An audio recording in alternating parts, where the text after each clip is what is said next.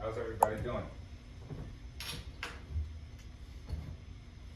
Y'all awake? Excited? A little bit?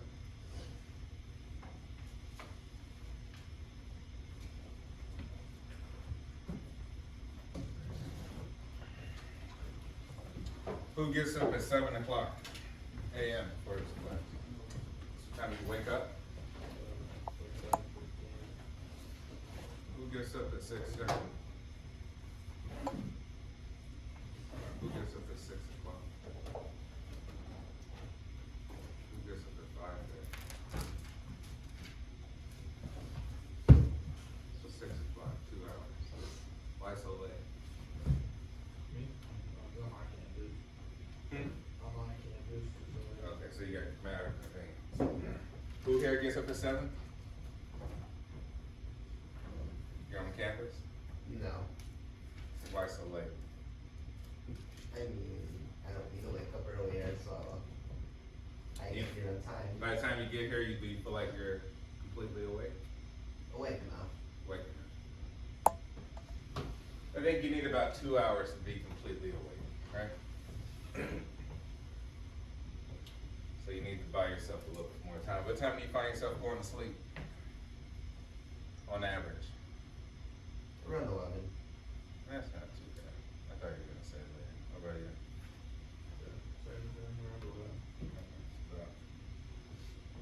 Let's get this about 8 hours.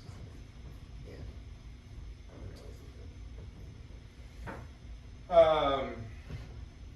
So we're talking about learning. Learning could be another word used for training.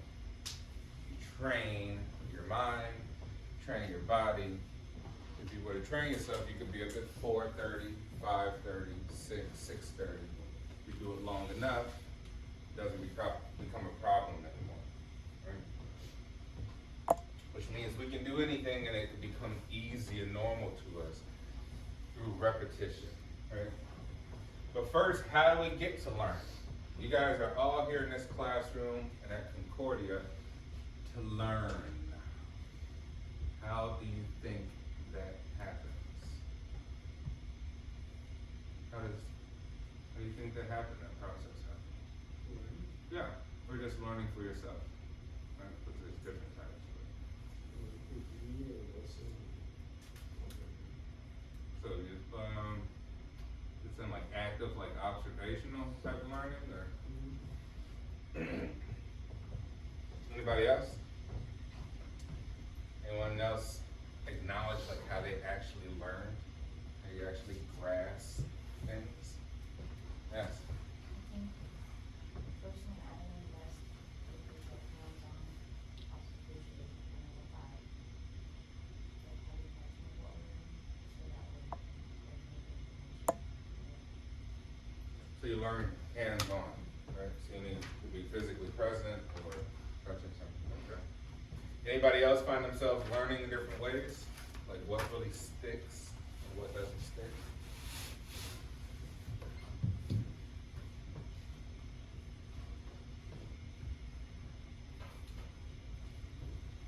All right, so there's two basic classical theories of learning, right? Two basic classical theories of learning. One which is classical conditioning, and this deals with association, right? We associate things with different things, and that's what helps us make meaning of certain things, by associating or referencing them to different things. The other one is operant conditioning, which deals primarily with reward and punishment. So think of yourself as a child. Your mother wants to, or father wants to dictate your behavior to do something and do it over and over and over so it sticks. The ways in which they do it is by either giving you a reward, a snack, allowing you to play with your toys, or the way to get you to not do something, to learn a different way, is to spank you, put you in timeout, put you in a corner, some form of punishment. Right? So we'll talk about these two theories, and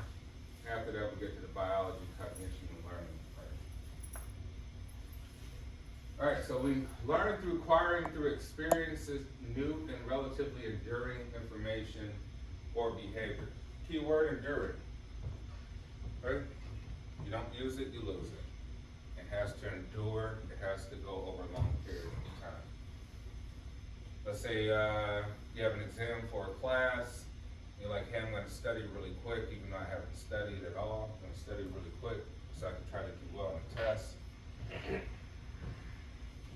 Now you come and you do the test, you do relatively well, and then professor asks you questions about material maybe a week or two later.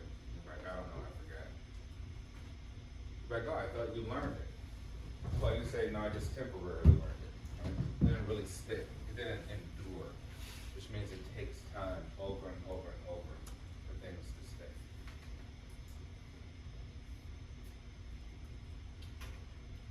And associative learning. Learning that certain events occur together.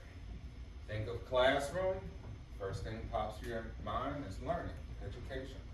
Hey, what do you do in the classroom? What do you learn? Right? That's what you associate with learning. You think of a book, you think of reading. Right? Now there's other ways we can add different things within that paradigm in order to associate new stimulus in that paradigm. And we'll discuss those things. So we need some sort of stimulus, right? We need some sort of motivating thing within our brain or our body in order to register something that's important, right? So a stimulus is an event or situation that evokes a response. Stimulus is anything that evokes a response, anything that you respond to. When we talk here, conditioning is the process of learning associations, which takes two main forms.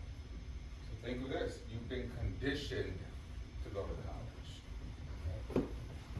You've been conditioned to say, I need to go to college in order to be more successful.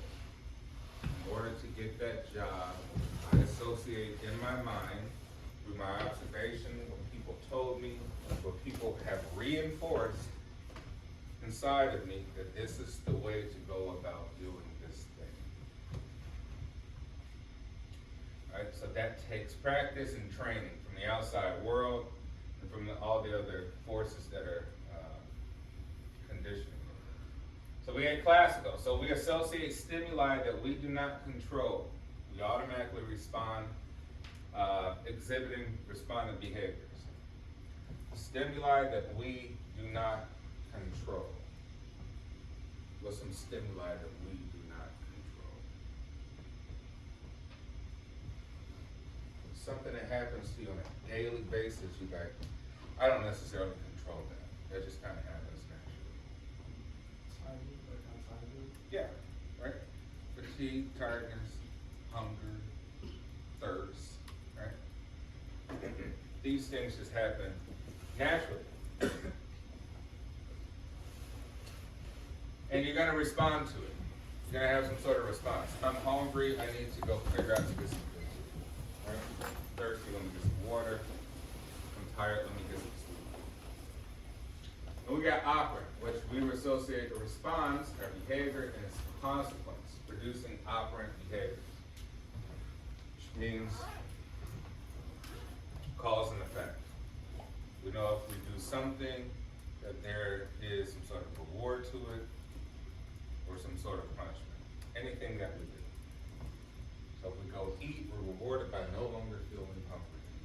We go drink water, we are rewarded by no longer feeling thirsty anymore.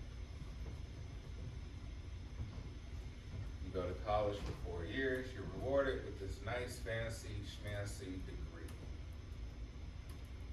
You go to a job, you work, you're rewarded with this nice, fancy, schmancy paycheck. Right? So we are associate a response and its consequence, right? If A plus B is done equals C.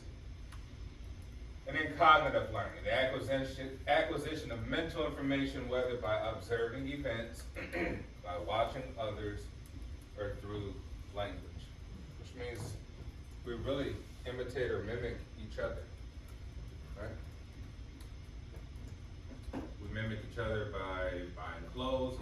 a certain way. We all wear clothes a certain way for the most part here.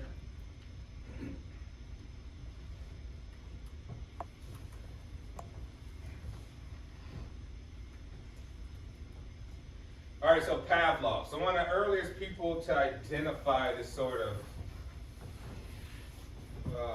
action, I would say, is Ivan Pavlov. He was a physiologist, so he was not a psychologist, right?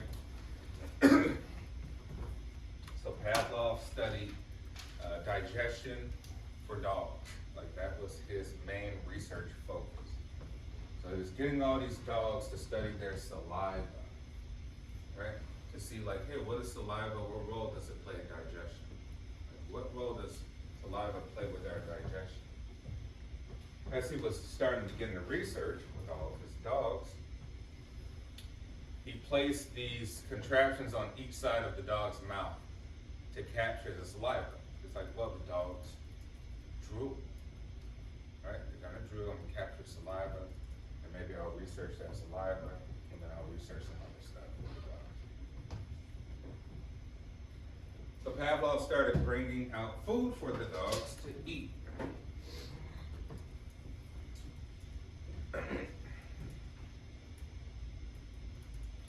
So as Pavlov's bringing food out to the dogs to eat, the dogs visually saw the food, right? And they smelled the food from far away. And what happened? The dogs started drooling, right?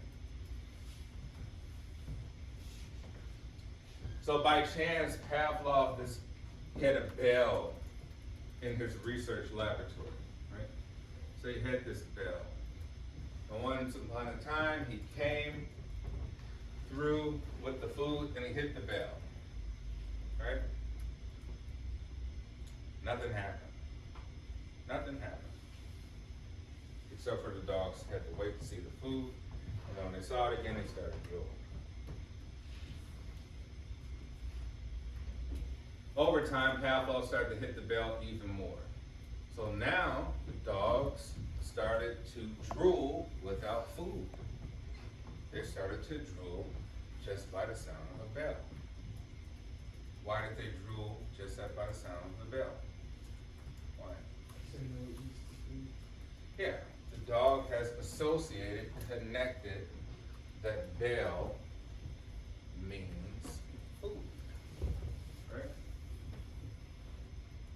And thus was born classical conditioning, which means if you can use a particular stimulus, it doesn't have to be a dog, it could be primates, rats, whatever we're studying, to train, it could be pigeons, to train a response based off a neutral stimulus, something that originally had absolutely no meaning to anything.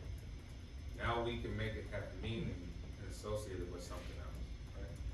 Which means we could induce people to have certain behaviors from a stimulus that meant nothing else.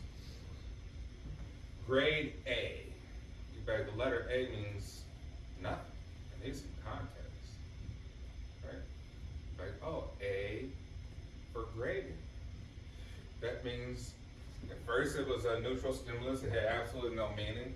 Now you've motivated a whole entire group of people to work really hard so that they can try to get that A. They go to school, they work hard, they do work, they do exams, they do all this activity. So you've conditioned people now to be motivated for a letter. Like, wow, that's pretty fascinating, right? You can kind of create anything from that. Just create a letter. The letter A creates motivation for people to do all this work. So classical conditioning is the type of learning in which one learns to link two or more stimuli and anticipate events, right? So we say, hey, that anticipation is really the motivation for something to happen. The dogs anticipated food, thus they drool. Now, behaviorism. Behaviorism should be an objective science that studies behavior without reference to mental processes. Most research psychologists agree with one, but not two. One, it should be objective. Two, studies behavior without reference to mental processes. Alright, so here's Pavlov's dogs, right? So he's here with the contractions, he captured the amount of salivation from the dog's salivatory glands, and he's also here to provide food. And so we can measure all these activated processes of how the dogs respond, right? How much they drool, how much motivation they have for something. Can you ask them to do different now to make them do something else? So we said, so you need three things. You need a neutral stimulus, you need an unconditioned response, and an unconditional stimulus. So we'll start first with neutral. Neutral, in classical conditioning, a stimulus that elicits no response before conditioning. We said the bell. The bell had no meaning. You just ring it, right? Absolutely no meaning. You need some context. So unconditioned response in classical conditioning, an unlearned, naturally occurring response, such as salivation to an unconditioned stimulus, such as food within the mouth, right? So we say unconditioned starts with naturally occurring responses, things that are natural, something that will be triggered naturally.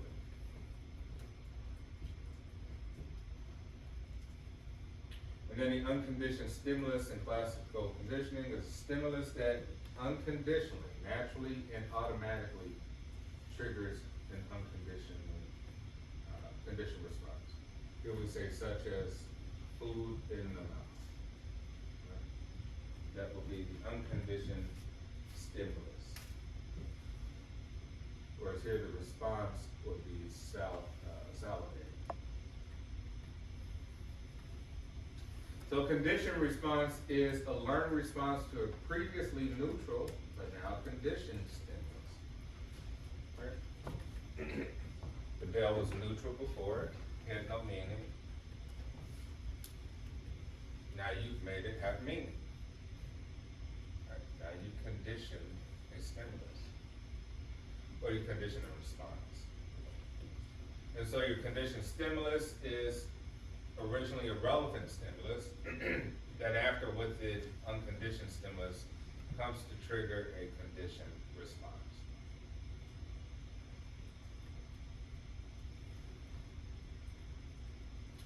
All right, so Pavlov's research demonstrated associative learning exploring the 5 major conditioning processes, which is acquisition.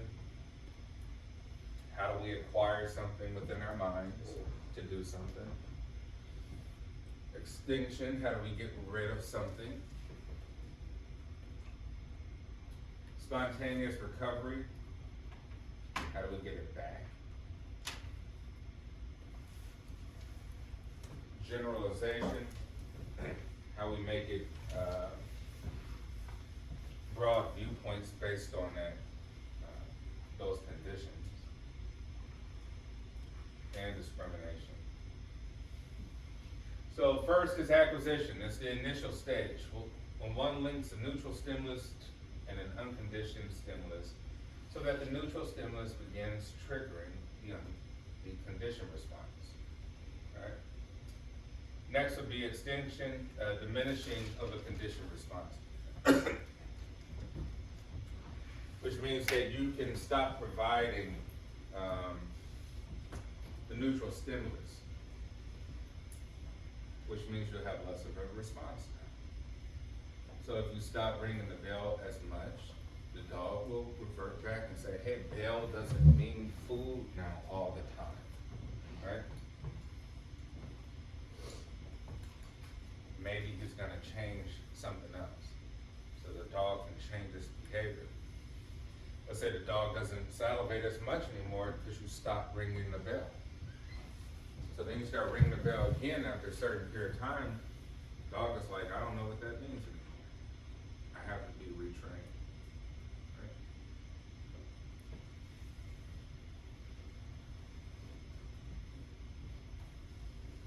And spontaneous recovery.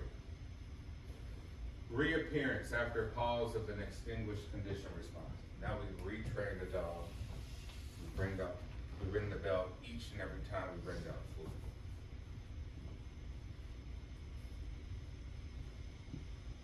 So although this seems very simple, it's actually quite fascinating. People need consistency to learn. If you're in a relationship and people stop calling and texting you, your conditioned response is gonna be different. You're like, oh, I don't think we go together anymore. You don't call. Like, why? You stop ringing the bell, that's why. I don't respond the same way anymore. I need consistent bell ringing in order for this to work. This applies to practically everything. Everything that you'll remember to be important. But it goes to show you that anybody can learn anything if they repeat. It's called practice. So you could substitute the word conditioning for practice, for training. You could substitute the word conditioning to say, hey, this is training. You're training people to learn. You're training people's mind. You're training people to behave in a certain way based off some stimulus.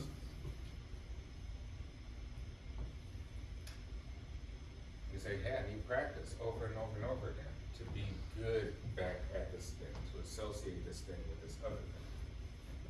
I need it to reappear.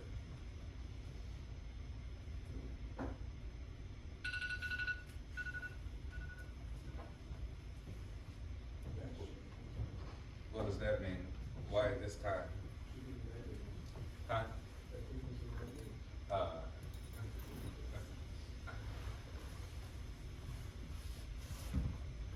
All right, generalization.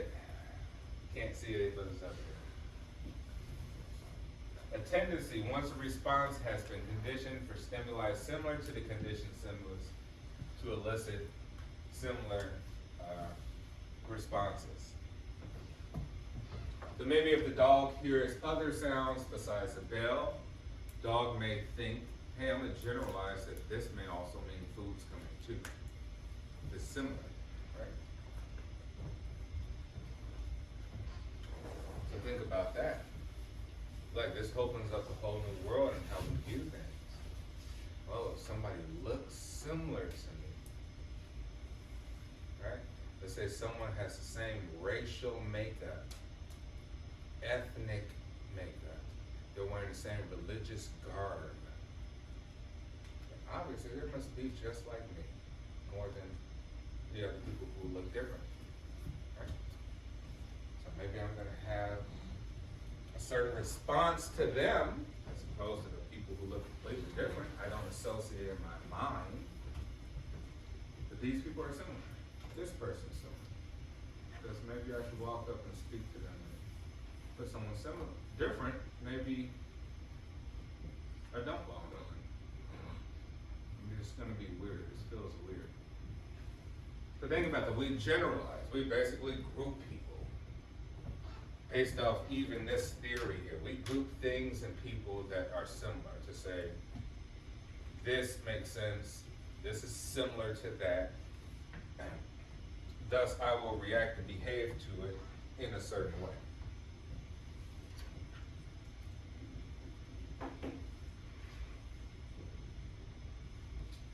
So yes, we would say, hey, discrimination.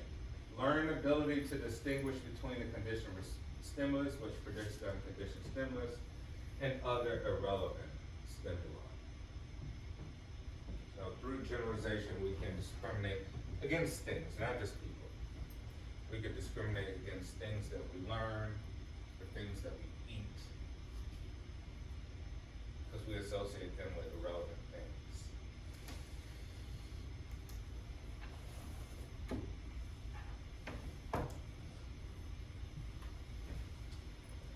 All right, so Pavlov generalization. Pavlov demonstrated generalization by attaching miniature vibrators to various parts of the dog's body.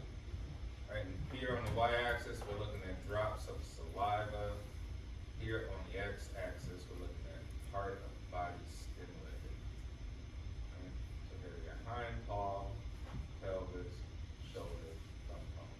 Essentially from back to front. So we say, well, where's the highest response coming from? The dog. What part of the dog's body gets the highest response?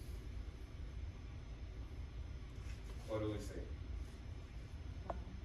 Hmm? Yeah, we see the thigh. So we say motion on the thigh gets a dog stimulated the most, right? Because we say it triggers more drops of saliva. Interesting, so you say like, hey, different parts of the body stimulate people in different ways, right?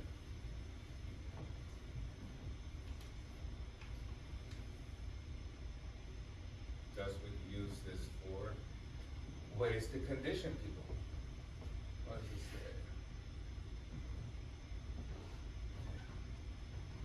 say? All right, the consensus among psychologists that classical conditioning is a basic form of learning. Why should we care that dogs can be conditioned to the sound of a tone?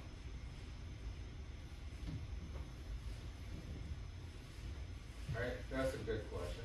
Many other responses to many other stimuli can be classically conditioned in many other organisms. So Pavlov demonstrated how a learning process can be studied objectively. So we all learn in different ways, which means we are all stimulated by different things. Some people go on YouTube all the time and they never read a book, right? They're not a read a book type of learner. They're more of a watch a video and illustration type of learner. Some people like to learn by touching the book. They're like, wow, this reinforces this physical book. It's a stimulus that reinforces my learning, right?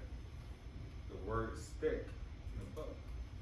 You're like, how does it stick when you use an iPad? Ma'am, sir?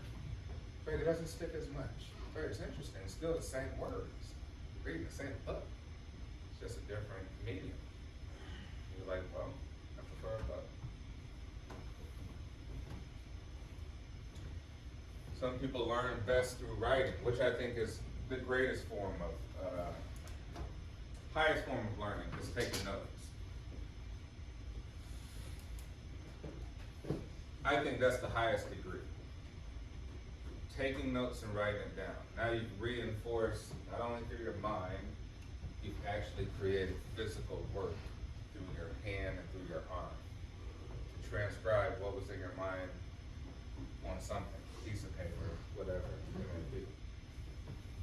That's a very, very strong reinforcement.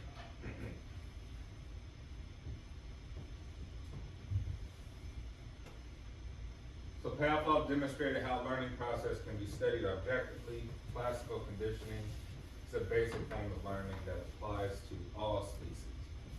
So we use all of these, we apply all of these methods to rats, to pigeons in a laboratory, to primates, right, to get monkeys and apes to repeat some sort of behavior that we want them to repeat. Right? We get rats to do certain movements, and then they condition themselves to move that way just automatically. Right? We can condition pigeons to leave and come back. When I, growing up as a kid, I tell you, I went to like 13 elementary schools, right? So like 2 of them were in New Orleans.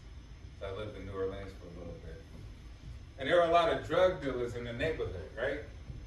One of the ways the drug dealers avoided the law, or knew that there would be like a raid on a house or something like that, they would fly these pigeons out. So they'd train all these pigeons to either go out and drop drugs in certain areas, or to go out and alert, right? Because they would fly in patterns that they saw like police cars. And it was just fascinating. You're like, it didn't take much technical skill to do it, right? People who did it didn't have PhDs or went to college. Just a person who had a lot of time on their hands to do this sorts of things. So it's amazing what you can teach any kind of animal to do. Not all animals. We know that pigeons are pretty good learners, right? Depends on pigs are very, very intelligent. Horses are intelligent. Dogs are quasi-intelligent.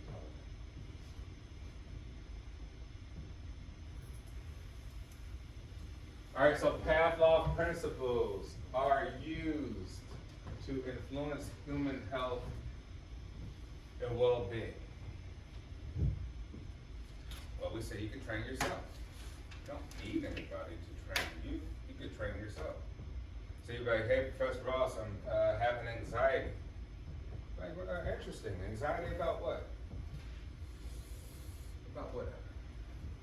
Like, what are you doing about it? I'm not doing anything. I'm just doing the same old thing. Like, so do you expect anything to change for your anxiety? No. You have to change something in your routine to eliminate that anxiety, which starts with thinking differently. Think about it. We rarely think about how we think, which we would call meta thinking, right? Thinking about thinking. We rarely think about how we think. We're actually like, hey, why do you think like that? Like, I don't know. I was raised that way. I just see the world that way. But no, you were conditioned. Right? You were conditioned to learn behavior. And if you observe other people, you're like, I don't understand why they behave like that. Like, the answer is pretty simple. They've been conditioned. Travel, go to another place around the world. Like, why do these people behave like that? Pretty simple. You just say you can condition people. Providing reward, punishment, stimulus, all sorts of things. So you can train people to do anything by reinforcing some sorts of thing. That's why I say, if we were in Nazi Germany, and everybody here of high moral, ethical values say, there's no way I would participate in this Holocaust that Hitler wants us to participate in. Right, there's a good chance you might. Because that environment might reinforce and condition you to have different behavior. And so thus you think, you're like, I don't get it. How could people be slave owners? How could slavery around the world, not just here in the United States, it's happened all over the planet, right? People have transferred human beings over to their area for cheap costs to produce all types of things and do work. Be like, how could this have happened? People have been reinforced and trained to think a certain way. Thus, it doesn't seem bad to them. Right? They seem different to you because now you've been trained and conditioned on quote unquote morals, ethical values, evils, goods, rights, wrongs. And they change over time. Which means that the country can now shape you to think differently today. People may start thinking differently than they did 15 years ago. Been conditioned through media, all sorts of things. So something to just be aware of. They're like, hey, this, we can be conditioned to think and behave any way if we accept it. Some people reject it. They say, no, in my mind I reject that stimulus you're trying to give to me, and I don't support that. So for well-being, areas of consciousness, right? You can, as a therapist, you'll say, hey, my job is to change people's way that they think about things and ultimately change their emotion tied to those things, their feelings, so that they change their behavior. So I change the way that people see something. Like, I've been seeing it like this my whole life. Like, could you see it another way? Right? Can you see it another way?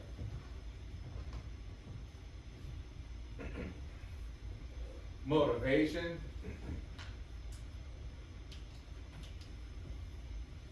If Professor Ross said, hey, each time you show up at 8 a.m. on the dot, I'm going to give you $1,000 in cash. Everybody would be here early. Bright-eyed, they would have woke up at 4 o'clock, drank some coffee just to make sure. So you're like, hey, you changed your benefit, you changed the stimulus, alter behavior, right? Alter people's behavior. You've conditioned them to do something different than they did before. Just that simple. You go get a new shiny car, and now it costs a lot of money to keep it. Now you're gonna be motivated to go to work every day. But I don't wanna go. Now you're gonna go. Alter your behavior. Now you're gonna learn a job and learn all this stuff so that you you keep the benefit of that cool condo, that cool apartment, that cool car, whatever the case may be. You've been conditioned based off of motivation. Emotion, right? How you think about certain things, how you tie feelings to a certain object. Right? You can say that feels kind of like with food. You're like, hey, food is my comfort. Thus I eat a lot of great comfort. Because who doesn't like things that are pleasurable? Okay, that's great, right? Now you have health consequences because you like too much pleasure. And we said a good balance is key to a good quality of life. So how do you change obesity? You change the emotion tied to food. Say, food is an emotional thing for me. I feel a way when I see that pizza, when I see pasta, when I see this or that. So you have to change how people feel about money. Overall health, psychological disorders, and therapy. This all relates to classical condition. So here they say addicts are counseled to avoid stimuli. For example, people in settings that may trigger cravings. Avoid the people who have the drugs. But such and such always has the alcohol, right? So I associate them with a craving for alcohol. So you're like, well, how do I get away from being an alcoholic? Well, one of the things will be get away from the people. Thus your mind will stop you'll be like the veil when it's not presented as much with the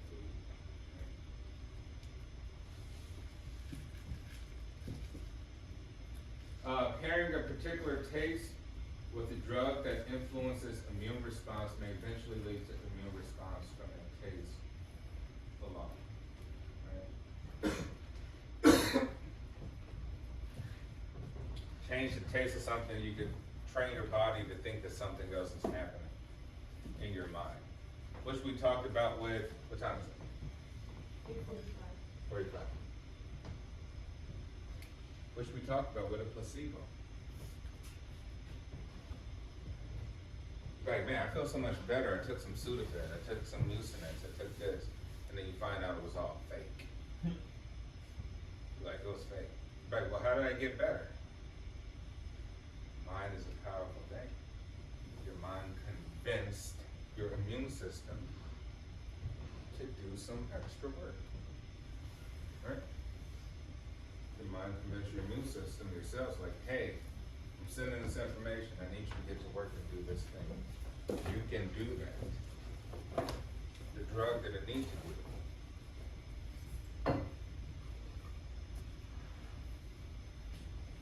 I had to fix these slides.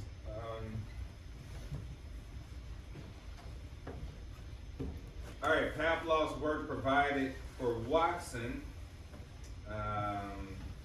some ideas that emotions and behaviors through biologically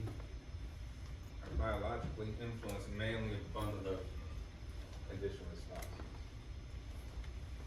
Basically what I'm saying is, right, emotions and behaviors are a bundle of conditioned responses. Maybe you are the way you are because you've been shaped to be that way. Right? And we'll talk about B.F. Skinner, who says, hey, give me any child on planet Earth, as long as they don't have like a sort of physical disorder, and I can make this child a lawyer, an adult, a doctor, a politician, a billionaire, a scientist. Give me any child, and I could reinforce all these behaviors to make them highly successful. Or I could reinforce all the behaviors to make them a complete failure, make them a criminal. So like, wow, that's pretty powerful. It goes like how we are taught and how well we're taught, how enduring we are taught, how much we're reinforced with certain things will ultimately dictate our outcomes. The outcomes may be success. So you say, what's the difference between this person and that person? Training. So everybody can maybe have the same outcome, possibly, right? We'll make arguments against that later. We can say everybody can have the same outcome. if they're trained properly, they're conditioned properly. So it goes to show you, if you wanna do something great, you can absolutely do it. What's gonna stop you? Your mind. Your motivation, your behavior, your emotions toward that thing, how you view the challenges along the way, the obstacles, the bad stuff that happen, how you view that stuff. Are you gonna cry about it, or are you gonna see everything as something in the learning process that just happens? And that's what separates people. All right, we'll end off here. Any questions before we go? No questions about classical conditioning? All right. You guys enjoy your day. I'll see you on Friday.